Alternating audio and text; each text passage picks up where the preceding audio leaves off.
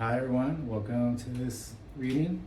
This is a collective tarot reading for February 20th, 2026. Today is the day that Saturn and Neptune went conjunct. And so Saturn is the disciplinarian. It's about responsibility and reality, and Neptune is dreams. So this transit is really, to me, it's kind of about making your dreams real. So I went ahead and pulled cards. This is a Celtic cross spread, and I love this deck. It was gifted to me by someone special. It's called the Gold Foil Tarot, and one of the things I like about it is that it includes the astrological references for the cards, as well as the elements associated with each card. And on the cards themselves, you also have like a quick summary of the card in the upright position, and then also in the reverse.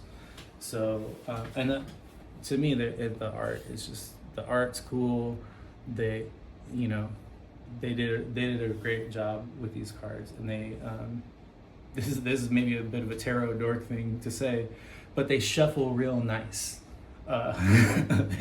They shuffle easily and feel good in your hands, and I like the way the light plays on the art. And yeah, really awesome deck, Gold Foil Tarot.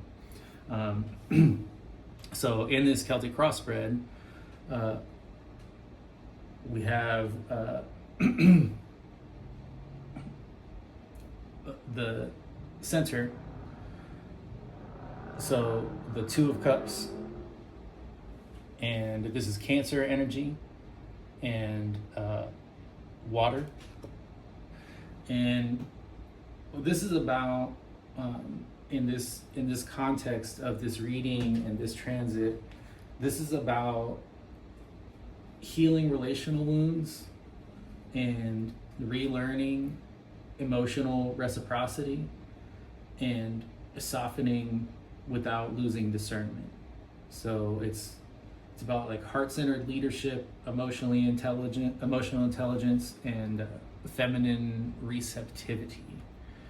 And before I get further into the other cards in the reading, I want to show the bottom of the deck, which is the World card. So that's the overall theme for the reading, which the World card is the last card in the major arcana. It is a monumental card. It's the world. It's the completion of cycles. It's a very significant card. So for that to be the theme of the reading with this transit is a big deal. And so underneath the Two of Cups, the crossing card we have is the Queen of Cups. And this is air energy.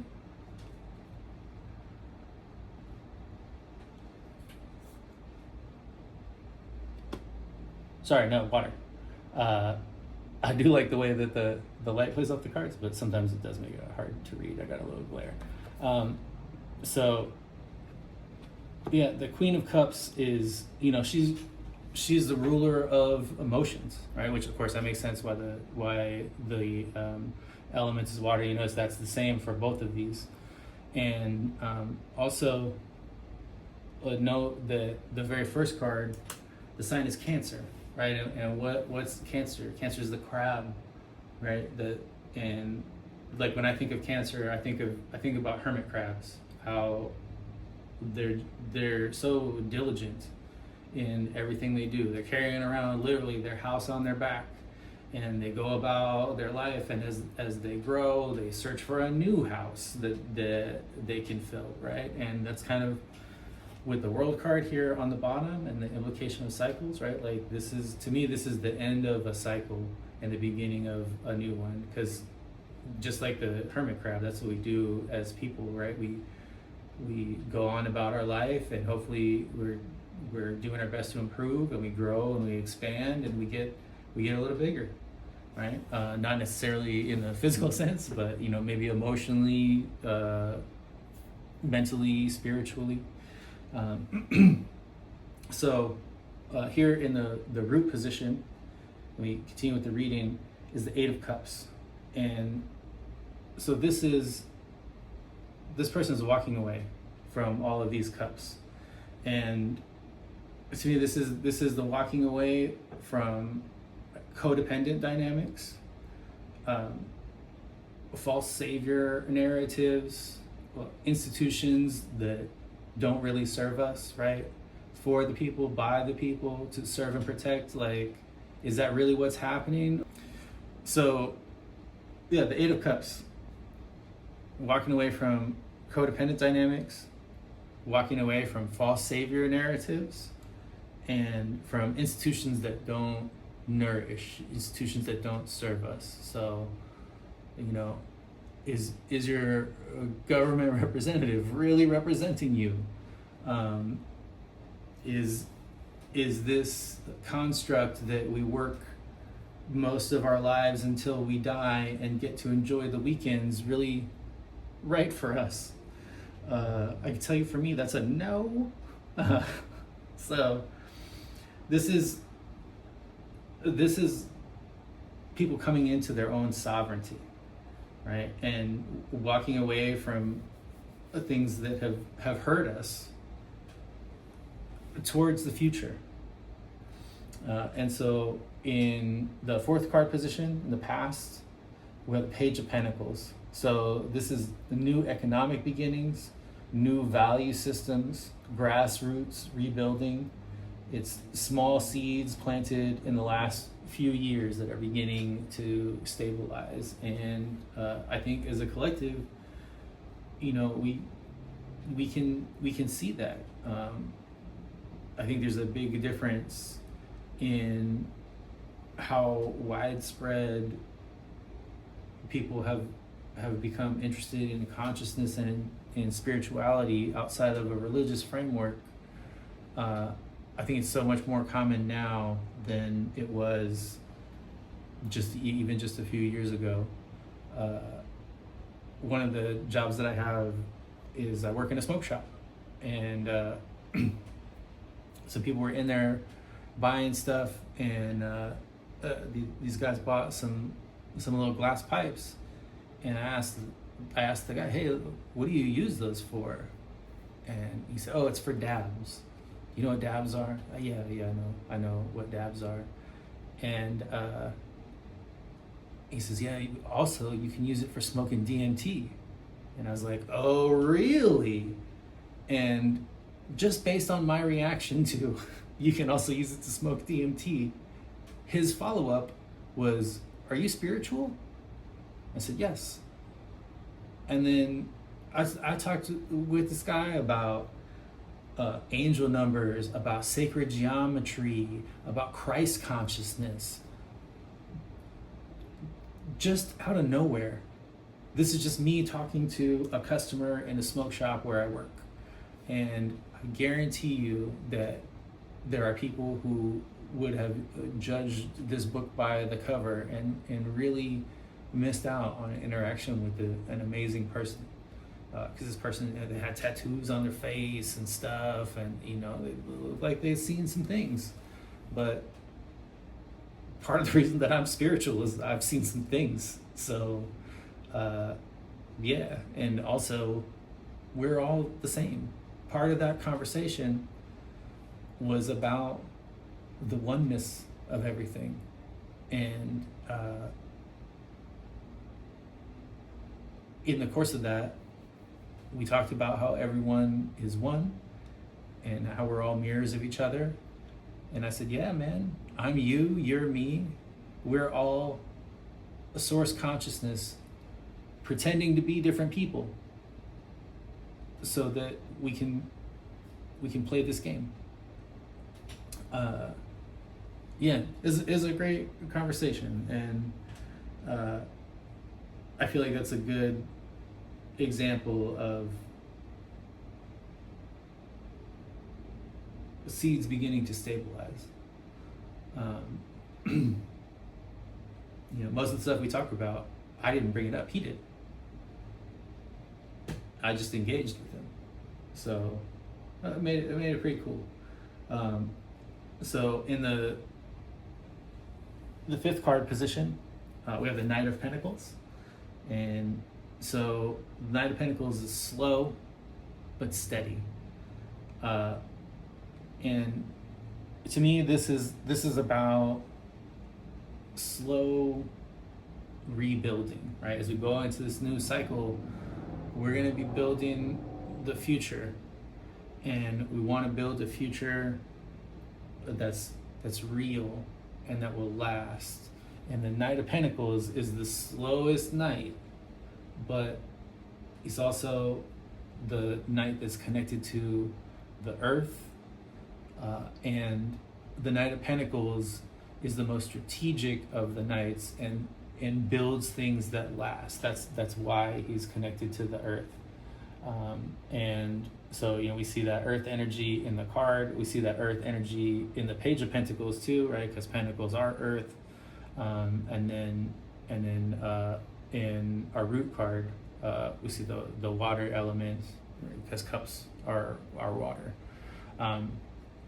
So continuing around in the near future, the number 6 card position, we have the Four of Cups, and this card says a lot just with the artwork, right? So there's these 3 cups in front of this person, and a magical cloud is handing him a cup, and he looks very dissatisfied, both with the cups in front of him and the cup being offered to him. It looks like he might be totally unaware of the cup being offered to him. And to me, this card, which is Cancer and water,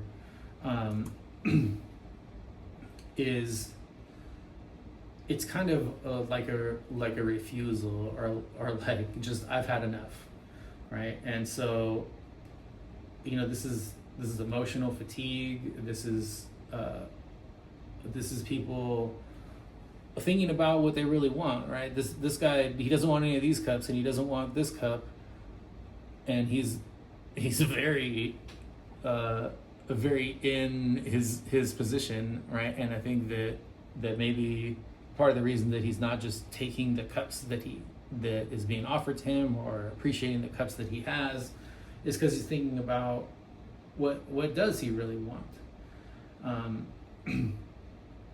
So yeah, that's the card in the near future position, and or I'm sorry, that's in the goal position.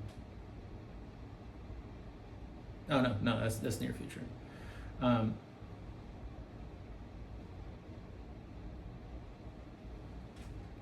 Yeah, and then so your thoughts and feelings in the number 7 position. We have the 6 of Swords. So this is air energy, and the sign is Aquarius. And the 6 of Swords, to me, is always about like moving on to the greener pastures, right? This is this is the You card, right? So your thoughts and feelings, and what's going on with you. And swords are mental energy, and so swords can be that we're thinking a lot and we're solving problems. It can also be that we're lost in our head. It can also be strategy and cleverness. And the 6 of Swords, to me, is always a decision. You can see there's this boat in the water, right? The water is pretty calm, and so it's and all of these swords are in the boat. To me, this looks like like maybe there was a battle, and now the battle's over, and we're returning home to safety. Or maybe our homeland was battle torn, and we are leaving that chaos in hopes of a brighter future. So to me, this is like a card that's about our mental state, and it's also like a card of transformation, and indicates like a departure, a change. And so then in the environment card, we have the Seven of Swords. So this is air energy and Aquarius again. And this card, a lot of people commonly associate it with betrayal. Again, like we have the swords, so it's mental energy. And even the definition here on the card: dishonesty, betrayal, strategy, tactics, trickery, low self-esteem. And that's in the upright position. So what does it say to me about the environment? This is all the things that we see happening right now. This is people's distrust in institutions, right? Is the news real? Is what we see on the internet real? Are these institutions serving us? And this is kind of like distrust in institutions. This is hidden information coming to light. So I mean, all of the stuff that has been happening, like the release of the Epstein files, a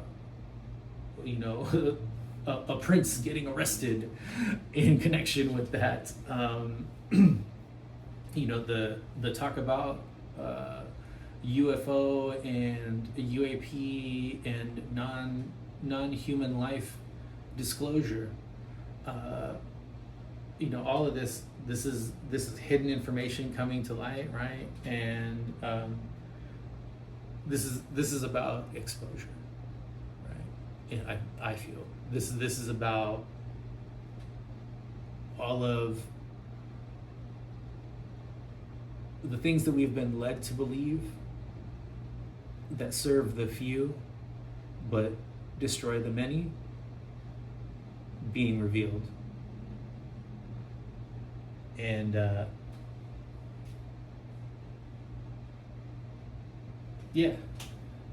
moving on to the ninth card, we have Your Hopes or Fears, and this is the Justice card, and it's associated with Libra.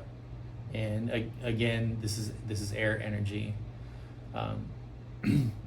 And the card says, use your intuition to set your moral compass, right? This is about truth, clarity, cause and effect, eternal justice, balance, fairness, accountability, right? And so I feel like this is what people want. People want justice. People want fairness in the institutions that we build, in our daily lives, in our relationships, in every facet of life. I think people really want a level playing field, and the world has come to a point where we can't pretend it's fair anymore. It's not. And I think it's up to us to change that. And so this is a really encouraging card in the number 9 position, and then in the number 10 slot, and the potential outcome, the Six of Wands. And the Six of Wands, you have earned every one of your successes, right? So to me, these two cards say that in this next cycle, as we build the future, right, things are going to be better, and we're gonna see justice. It's not going to be easy. The Six of Wands is about hard-fought victories. It's not about easy wins. But with these two cards, kind of as the overall outcome, the world as the theme of the reading, and kind of the other cards that are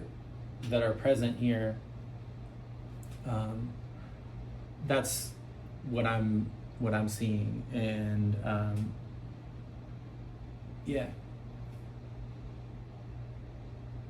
things are changing, and today I think is a really big pivot point, right? And making our dreams real. So, yeah, I hope that this reading was helpful for you, and remember that these can also apply in our own lives in different ways. So it's not all just about what's happening at the collective, right? You can look at these cards and see how they may play out in your own life, and it's gonna be different for all of us, right? So all of us are our own consciousness and subjective experience. So take what works for you and leave the rest. And thank you.